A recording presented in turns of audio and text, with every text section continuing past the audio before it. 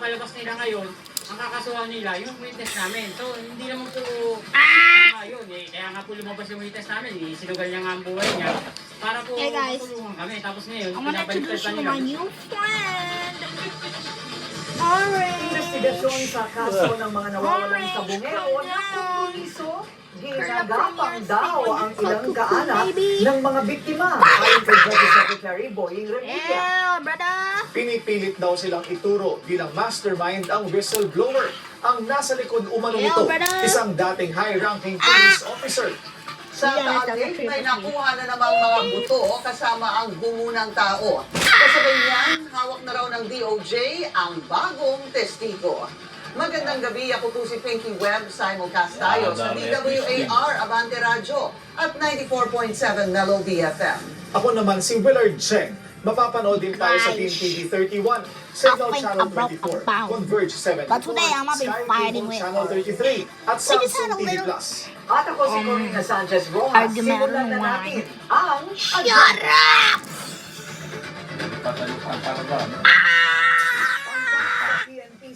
Umanong baliktarin ang Bro, testimonya I'm trying to missing video.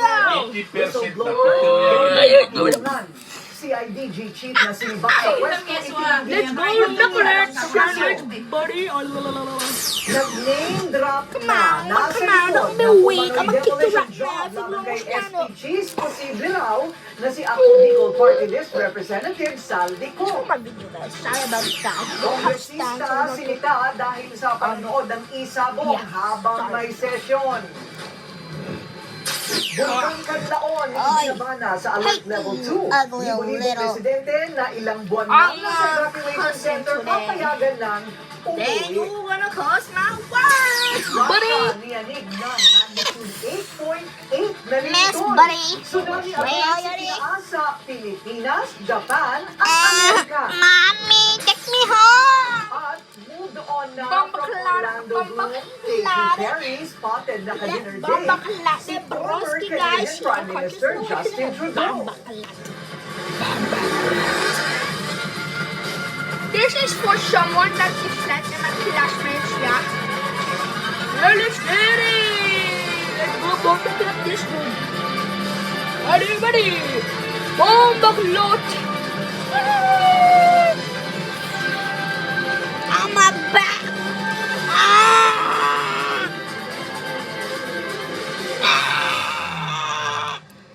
You're turning into us chicks now. Chicken, chicken. Winner dinner. I have. You can do that. May bagong pasabog si Justice Secretary You Boying lose that Remulla sa pagkawala ng mga sabongero. Ito'y may kinalaman sa Let's isang go, mataas guys. na opisyal ng CIDG Oh, no, I na lost my naninialam call. daw sa kaso. Ang I mga lost my pamilya ng mga biktima pinababaligtan din. Yo, bro, chill. I lost my arm. Ang detalye sa exclusive agenda reporting Joe Kinumpirma ni Justice Secretary Boying Remulla na may isang pangkat sa hanay ng Criminal Investigation and Detection Group ng PNP na pinipilit umanong papirmahin ng mga pamilya ng missing sabongeros ng isang bagong affidavit. Ang umano'y laman nito, tila binabaliktad ang kwento at ang itinuturong mastermind mismong ang whistleblower na si Julie Dondon Patidongan. Una nang sinabi ni Remulla na upon recommendation, may isang direktor sa CIDG na narelieve sa pwesto dahil mayroon umunong ginawang aksyon na posibleng makakompromiso sa isinasagawang investigasyon. Kaya na-relieve na yung service director ng PCIDG. Yung sinasabi ko service director na hihingi namin. Yun, tinanggal na service director. Hindi nila nakasabi kung ano ang specific details ng aksyon nito. Pero noong araw ng Sunday PBBM, nakausap ng Billionaire News Channel ang ilan sa mga pamilya ng mga nawawalang sabongero. Kwento ni Ryan Bautista, kapatid ng isa sa mga biktima. Bigla na lang pinapunta ang ibang pamilya ng missing sabongero sa headquarters ng CIDG. Kung maaari, palitan nila yung mga pulis na nag-imbestiga kasi iba po ang lumalabas eh.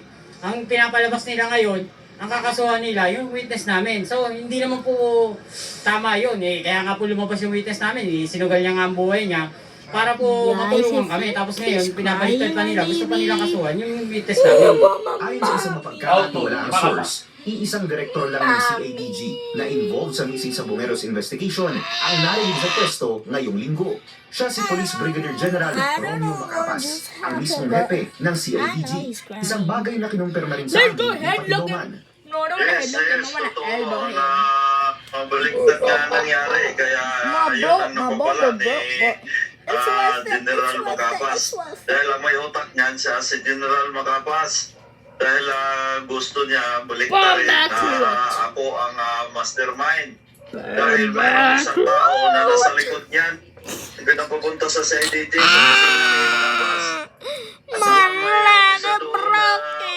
At sinabi talaga na pinabaliktad ang desisyon na ako ang mastermind. May pinapapirma sila ng pinibit. Pero matindi rin ang panindigan ng pamilya. Hindi sila pumayag. Let's get it! 100% nakakuha na yan ng kabayaran. Come over here! Eksklusibong nakausap ng Billionaire News Channel si Brigadier General Macapas. Mariin niyang itinanggi ang mga akusasyon ni Patidongan. Aniya, matinding paninira lang umano ito at mismong si Patidongan daw ang maraming tinatago. Walang katotohanan yun, Sir. Walang katotohanan at I am vehemently denying kung anong sinasabi nila against me. Una, hindi ako narinig. Leave me Dahil sa totoong dahilan, ako mismo ang nag-iusap na ilipat ako dahil hindi ko na magamit yung posisyon bilang CIDG Director. Dahil hindi na ako mapopromote. 10 months na lang ako. Alam natin lahat tayo naghahanap ng hustisya. Pero kung ang hustisya ay piliin lang natin, mahirap kasi. Take off my head, Sa trabaho, hindi ako nasisilaw sa pera. Sa isang mensahe sa Billionaire News Channel ngayong araw, sinabi ng mga pamilya ng missing sabongeros na tila bumagal at nag-iba umano ang direksyon ng investigasyon sa ilalim ng pamumuno ni former CIDG Chief Macapas. At nagpapasalamat naman sila kina SOJ Media at PNP Chief General Nicolas Torre dahil sa agarang aksyon patungkol dito.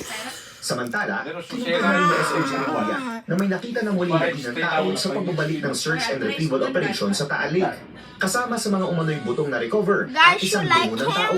May ngipin na mga kasama.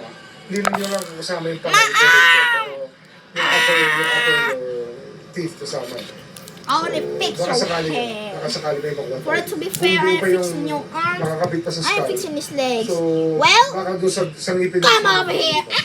Dagdag pa nila nila, patuloy na rin ang makikipag-ugnayan ng kanilang tanggapan sa bagong witness na umano'y lulutang na rin daw sa mga susunod na araw. Aniya, hinig na ang kaso at malapit na makumpleto ang mga affidavit na kinakailangan nila para tuluyang masampahan ng reklamo ang mastermind sa pagkawala ng mga sabongero. Kasi binubuo na namin yung mga affidavit para yung complaint pwede na i-file. Hinog na yung kaso. Paninigin ng Department of Justice, patuloy ang paggulo ng investigasyon sa mga missing sabongero.